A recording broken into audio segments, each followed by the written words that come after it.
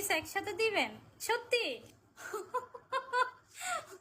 তাহলে কি face wash দিয়ে মুখ ধুয়ে আসবো নাকি ঘামটা মুছলেই চলবে বলেন?